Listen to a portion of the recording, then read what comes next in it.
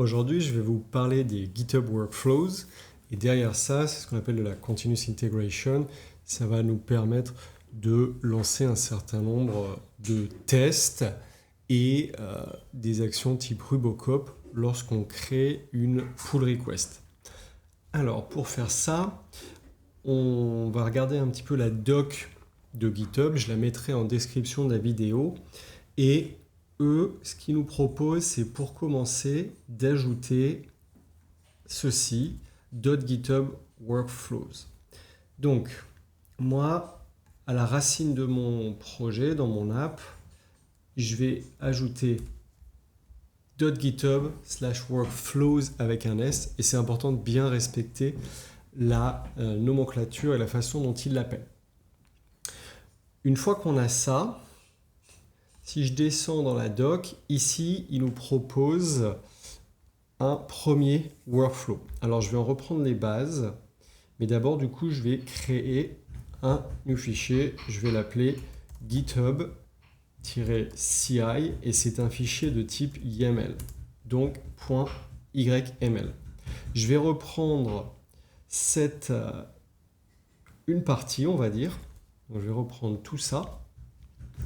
Et je vais commencer à commenter et à réécrire un peu. Donc le nom Ruby CI, c'est le nom de notre Continuous Integration Flow. On, c'est à quel moment est-ce qu'il va se déclencher. Alors moi, ce que je vais faire, c'est que pour commencer, je vais le mettre sur tous les pushs. Et ça, après, c'est à vous de choisir un peu si vous voulez mettre sur les pushs, sur... tout ce qu'on peut imaginer. Jobs, ça, c'est de la nomenclature. Donc, ça va décrire les jobs qui vont tourner, les éléments qu'on veut lancer. Test ici, moi, je vais l'appeler Rubocop parce que le premier que je vais vous montrer aujourd'hui, c'est pour lancer Rubocop lorsque je fais une PR. Je vais lui redonner le nom Rubocop, comme ça dans les logs, on pourra voir le nom de mon flow. It runs on Ubuntu latest, très bien. Ça, globalement, c'est pour dire quelle version de Ruby sont acceptées. Moi, dans cette version très simple, je ne vais pas en parler, je vais garder ça. Et la première chose qu'on va faire dans les étapes pour pouvoir lancer ce flow, c'est de faire uses action checkout add v4. Ça, en fait, je vais rajouter un petit commentaire au-dessus qui va nous permettre de mieux comprendre ce que c'est. Name. Ici, je peux mettre des commentaires. C'est on checkout repository code. En gros, on charge notre repo pour simplifier. Et ça, avant de lancer la CI de test. Ensuite, ici, ils utilisent quelque chose.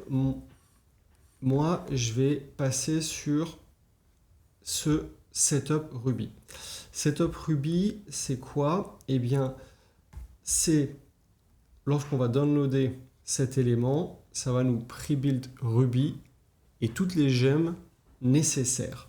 Donc, ici, on retrouve à nouveau un workflow, on retrouve bien ce qu'on avait au début et je vais directement réutiliser ces lignes-là. Donc, ce qu'on a fait ici, c'est qu'on a téléchargé notre code, notre repo pour GitHub. Ensuite, qu'est-ce qu'on vient faire ici? On vient installer, alors je vais lui donner une petite description, on vient installer Ruby et les gemmes qu'on a dans notre projet. Et tout ça, ça se fait en utilisant ruby/setup ruby at version 1.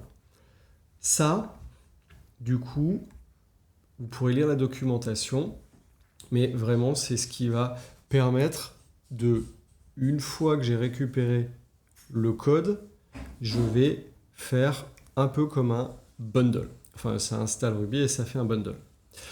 Alors, Ruby version. Moi, où est-ce qu'elle est? Ici, 3.1.2. Donc ici, je mets 3.1.2. Et bundle cache true.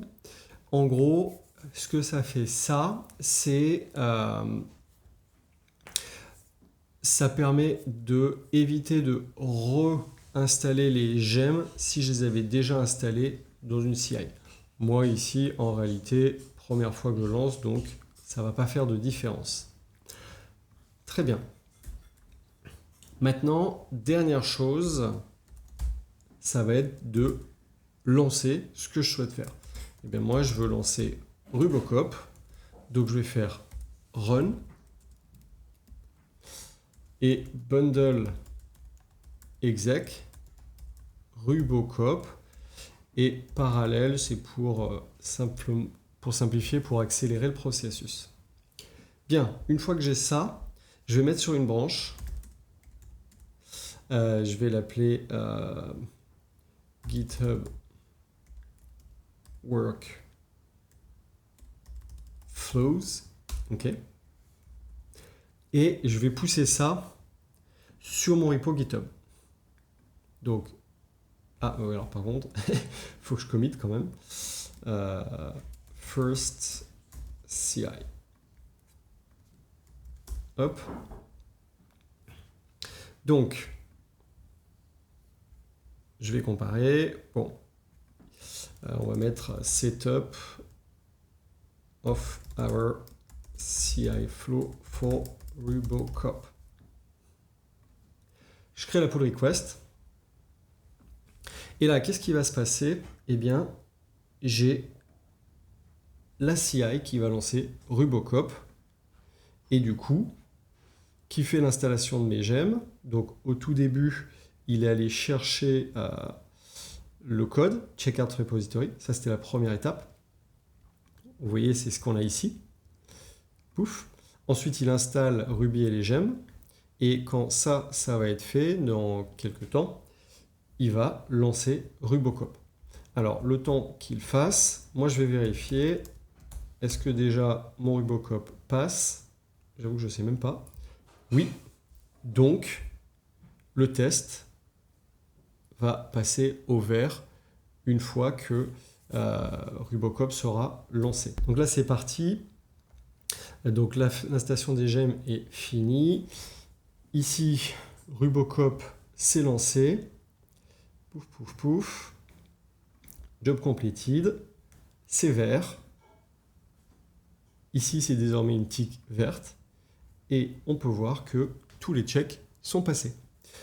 Très bien. Donc, on a mis en place notre première CI. Et à partir de maintenant, à chaque fois que je vais pousser une branche, eh bien, on aura le Rubocop qui va se lancer et qui va indiquer si c'est bon ou pas bon.